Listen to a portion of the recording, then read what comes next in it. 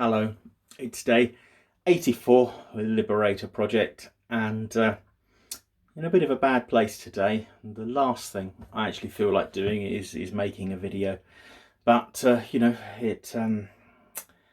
said I'd make one every day, and I do work as an actor sometimes, so the show must go on, and I will try and buck myself up and give you a more upbeat view of what's happening in my world. It's it's not helped. It's such a horrible, gloomy day. I mean, it's dark. It's been raining, and I'm having a few problems, and I feel really down about it. So, not my best tonight, I'm afraid. Sorry, but as I said, this is not a movie or a movie, as I said in my last video. This is not a movie. This is real life, and I'm sharing everything with you. So if it's a day like today, I'm going to share everything with you on that. Right, so what's been going on? Well, the guy that's bought the Mercedes seats can't come and collect them now. He wants me to sort out them for a courier, sent out the weight and size. Now, they are incredibly heavy. They're leather seats, and obviously I can lift them, but not easily. And after this, I've got to sort of take them down to the post office tonight to get them weighed, so the guy could get some, quotes for getting a courier. Well, that's a bit of a pain in the arse, to be honest. I hope someone would just come and pick them up. They are very heavy, and as a result of that, obviously I'm not being paid for them, and also I've now got to make a trek to the post office and back, and I've got to sort that out. I've got to pack them up. You ever felt like you want to wrap a car seat? Not an easy thing to do, so I'm not feeling very happy about that. Now, the biggest thing that's been getting to me is I've been searching for a logbook. I've been searching now for days. I mean, it feels like I've put so many hours into that, and again today I was up early searching for it, and it's not good. I am I've been going through all sorts of places, and when you're desperate to find something, you end up searching the same place 3 or 4 times, and then just in case you missed it the first time. And then on top of that, you start doing stupid decisions. Like you think, well, maybe I may have put the logbook in my cupboard with the tins. Never going to happen. But you get so desperate, after a while you start looking in places. Now, it turns out that it's not just it's also my main car's logbook has gone. My driving licence, my insurance details, my driving licence. All these things are missing. So obviously there's a folder or a box somewhere that's got all my important paperwork in, but I have no idea where it is. Now, what I've done is I found the slip for the Silver Mondeo, which is when I bought the car. I found logbooks going back to cars and slips and MOTs for cars that I sold last century. But I've only found half my. This is only half the logbook for my current car. That's when I bought it. I got another one, and I don't know where that's gone. So it's it's driving me nuts. The mess it's made. I mean, I can't even get into my bed at the moment because it's just piled high with stuff. I'm just opening cupboards and chucking stuff out and sorting through it, and it's horrible. Now, I broke up with Elaine like 3 years ago, and there are some cupboards that I haven't opened. They've just been left quiet. Now, well, I'm very glad we're not going out. I mean, I don't wish her any harm, but I don't necessarily wish her any good either from the situation. But it's still I don't want to back or anything, but it's still quite sad because when I'm going through and I'm finding letters and little notes she left me or little things she bought me, there was so much potential there, and it is quite sad going through those things and throwing them away. So that's been a bit of a glum thing to do. But on the plus side, I've I've cleared so much stuff out. I mean, there's several black sacks of things have gone.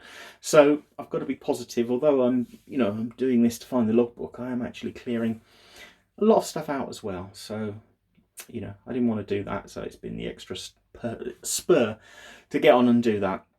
Now, something else that's happened today, which is very sad, is you can see my kitchen's still a mess. I haven't even done anything on here.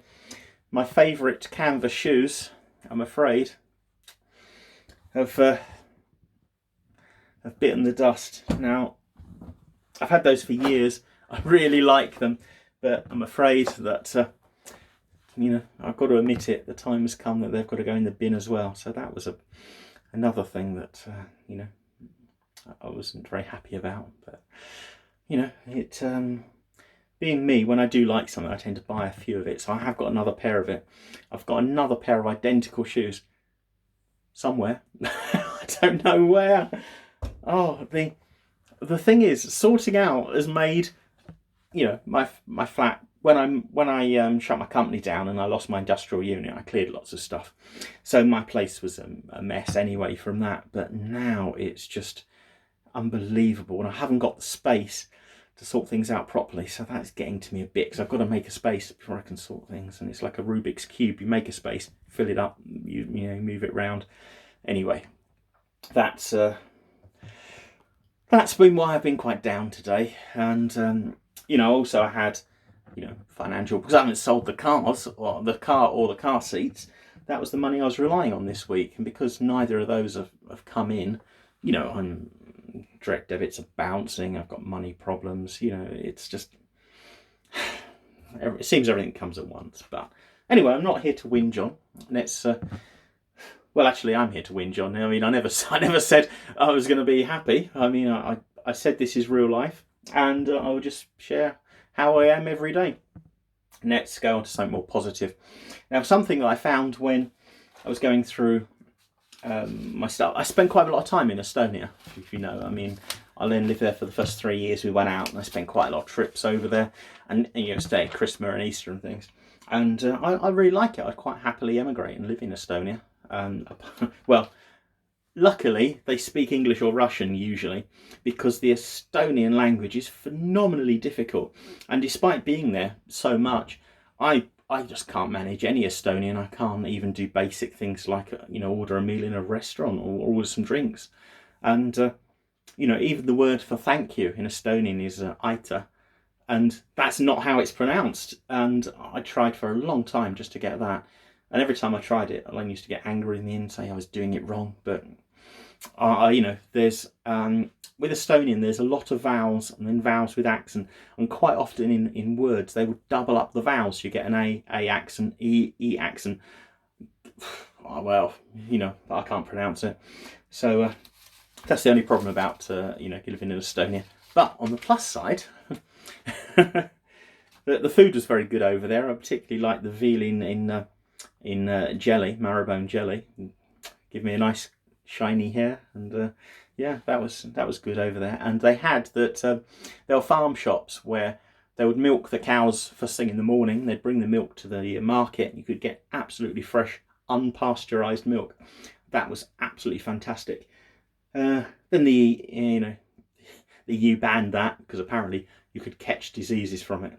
So that was one of the pleasures that was ruined by the damn EU. Right, anyway, in Estonia, I actually brought these back. Don't really have beans on toast. That is actually a very English food, even though it's invented in France. People around the world don't usually eat beans on toast. It's mainly the English or people that have emigrated. But what you have is Heinz do, these are kidney beans, and then they do Heinz corn and Heinz peas. So you don't see those in England, but I just found that amusing to find those on the shelves, because when I'm looking for baked beans, nope, couldn't find them, but I could find those ones, so I brought those across. Right, okay, so a little bit of interesting nonsense about Estonia. The some good news today. Well, something very good. I've got it here. I don't say I've lost it. Yes, this is it. This is something that's actually surprisingly good, is that I have some black toothpaste. Yeah, because I thought it would be cool. I thought, yeah, nice and gothic. And it was the worst toothpaste ever. It was terrible. It's even worse than the free stuff you get in hotels. So avoid this. But it's today, it's run out. So fantastic. I can get rid of that. So, you know, it's not very exciting. You know, I'm trying to be positive, and these little things are cheering me up at the moment. Something else was Silver Needles have come back to me to arrange a tattoo. They can't actually do it until next year, but they have a tattooist called Brad who liked the sort of the provisional sketches. He does sort of stylistic and full colour saturation work. So hopefully I'm going to go down and meet with him for an hour, finalise the design, and actually get it tattooed in you know, early next year, providing we're not locked down and it's allowed, and you know, 1,000 other things could go wrong. But anyway, I felt quite optimistic about that. So obviously when I'm having that done, I'll bring you down. We'll do a video in the tattoo parlour. I'll show you the whole process, because, you know, I've never had a tattoo before. I had quite a few piercings, but I've never had a tattoo. So I'll be, yeah, I will share the process with you. And if you're thinking about having one done, bear in mind I've got a phenomenal pain threshold because of all the nerve damage and stuff I had. So if I tell you it hurts, my God, it's going to hurt. Anyway, that's today. I feel a lot better for talking to you, and well, hopefully tomorrow we have some more, some better news. But I can't even, you know, it's getting late. I can't even go to bed or anything, because I've got my bed's underneath a pile of stuff. So anyway, that's today's report. It's things are going very badly, but let's not, you know, let's not let that bring us down. Okay, I'll see you tomorrow. Goodbye.